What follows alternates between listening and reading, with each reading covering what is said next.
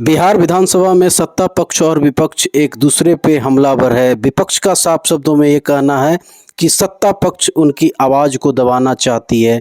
वहीं विपक्ष ने ये भी कहा कि देखिए, सत्ता पक्ष के जो लोग हैं वह जनता की भी आवाज़ को दबाने का प्रयास कर रहे हैं, लेकिन हम जनता की आवाज़ को दबने नहीं देंगे। क्या कुछ कह रहे हैं विपक्ष के लोग, एक बार फिर से वॉकआउट करते हुए। वॉकआउट किया।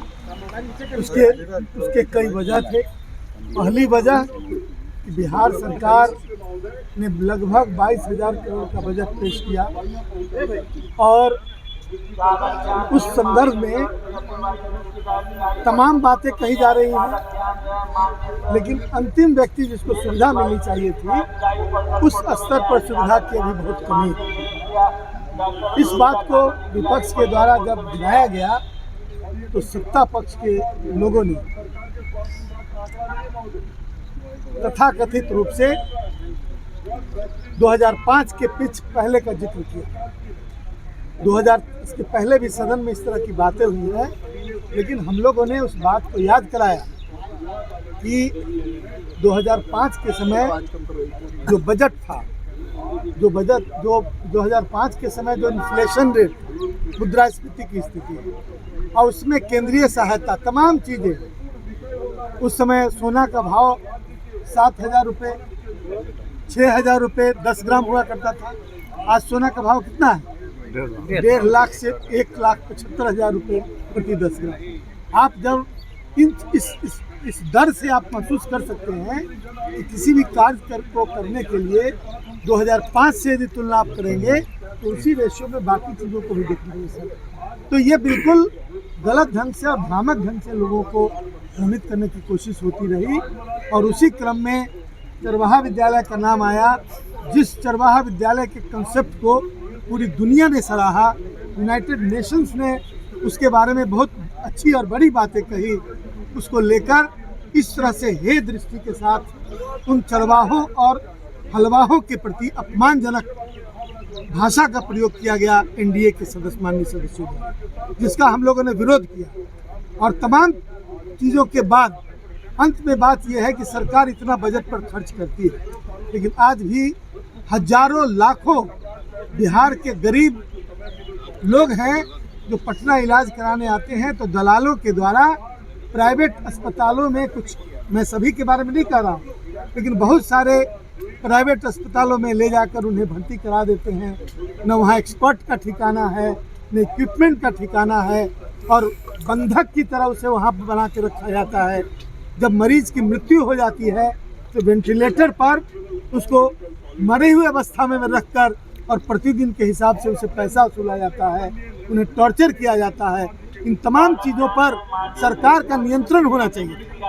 सरकार इसमें बिल्कुल पूरी तरह फेल है, इसलिए इन तमाम बातों को लेकर हम लोगों ने सरकार की जो विफलता है इस क्षेत्र में, उसको लेकर हम लोगों ने वापस अब हो गया रखे। वो मेरे कुछ वो रेटरिक टाइप के नहीं थे। मैंने ऑफिशियल रिकॉर्ड्स से जो डेटा मैंने निकाला है मैंने उनको कोट किया है। तो कह दे माननीय मंत्री जी कि सीएजी गलत है, कह दे माननीय मंत्री जी कि नीति आयोग की रिपोर्ट गलत है, कह दे माननीय मंत्री जी कि नेशनल हेल्थ पॉलिसी की जो रिपोर्ट है वो भी गलत है। वो मेरे से कह रहे आप अस्पताल चलिए घुमाएंगे। अरे भाई, यहाँ घुमाने की बात कहाँ आती है? आपने जो बद इंतजामी का आलम पूरे बिहार में कर रखा है, आपकी जवाबदेही उस पे बनती है। जो sustainable development goal India index है उसमें तो बिहार सबसे ऊपर है। लगभग 34% बिहार की आबादी बहुआयामी रूप से गरीब है। 41% बच्चे यहाँ के अंडरवेट है, 43% बच्चे यहाँ के यहाँ पे 23% बच्चे यहाँ के स्टंटेड है। आप किसकी कौन सी ग्रोथ की बात कर रहे हैं आप? कौन सी बदले हुए बिहार की बात कर रहे हैं? 74% सर्जन्स की कमी है हमारे PHCs और CHCs में, रूरल इंफ्रास्ट्रक्चर में। ये कह रहे हैं आपको अस्पताल घुमाता हूँ, आपका यही काम रह गया है? आपने व्यवस्था क्यों नहीं सुदृढ़ की? आपका काम है एज हेल्थ मिनिस्टर व्यवस्था को सुदृढ़ करना। मैंने तो कहा कि 1% से भी कम बजट है मेंटल हेल्थ कंडीशन की तरफ, उसमें भी वो कह रहे हैं मैं अस्पताल घुमाता हूँ। ये तो सच बात है। या कह दे कि नीति आयोग जो सेंट्रल गवर्नमेंट का की ही एजेंसी कह दे कि गलत है, कह दे कि CAG रिपोर्ट गलत है, नेशनल हेल्थ पॉलिसी को गलत बता रहे हैं। मैंने तो बस सरकारी आंकड़ों को कोट किया है। और रही बात बजट में, जब 8% ये प्रोविज़न है कि बजट का 8% हेल्थ बजट में के रूप में खर्च होना चाहिए, लेकिन बिहार में केवल 6.3% खर्च हो रहा है। तो इसमें क्या, इसमें तो ये जो रिपोर्ट है सरकारी आंकड़े में वो कोट कर रही हूँ। ये आपको बताना चाहते हैं वॉकआउट हम लोगों ने क्यों किया, उसके मुख्य आधार है जिसके बारे में आलोक जी ने विस्तार से चर्चा किया।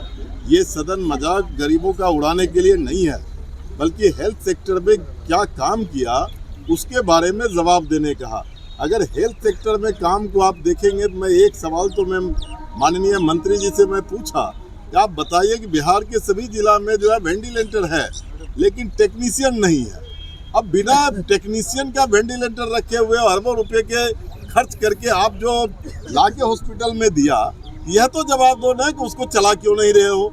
अब इसका जवाब उनके पास नहीं है, कोई ठोस सवाल का जवाब नहीं है। जो WHO कहता उसके मानक के हिसाब से भी बिहार के अंदर जो 30% डॉक्टर की उपस्थिति है, WHO जो कह रहा है उसके हिसाब से जो हेल्थ सेक्टर में काम करने वाले कर्मचारी है वो आपको 25% के हिसाब से जो है वो कर्मचारी मुहैया है।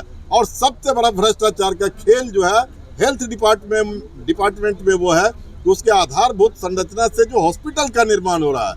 आप चले जाइए, मैं बोला माननीय मंत्री जी को कि बताइए कि गांव में जो अस्पताल पंचायत के अंदर जो बन रहा है स्वास्थ्य उपकेंद्र या स्वास्थ्य केंद्र, उसका निर्माण का जो है शिलान्यास कब मंत्री जी रखे?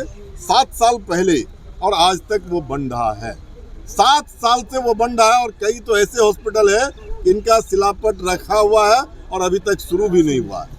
ये भ्रष्टाचार का भेंट चल रहा है और इसीलिए हम लोगों ने एक भी सवाल का ठोस जवाब दिए बिना, वो सही महिला जो है ये सदस्य बोल रही है, टारगेट करना शुरू किया कि चलिए हम आपको दिखाते हैं। क्यों आप क्यों नहीं बोले कि अजय जी को दिखाएंगे, आलोक जी को लेकर के दिखाएंगे? चलो ना, दिखाओ ना हॉस्पिटल में क्या है, क्या हो रहा है, तो मैं दिखा आकर के मैं दिखा दूंगा। इसीलिए इन सारे सवाल को लेकर के हम लोगों ने जो है इसका वॉकआउट किया, क्योंकि वो कोई तथ्य आधारित बात नहीं कर रहे थे, वो पॉलिटिकल मंच की तरह बात को रख रहे थे। ये सदन पॉलिटिकल मंच नहीं है, ये सदन जनता के सवाल को रखने और उसके निदान के रास्ते को खोलता है और उसको वो बंद कर रहे थे। इसीलिए पूरा विपक्ष एकताबद्ध होकर के सदन का वॉकआउट किया।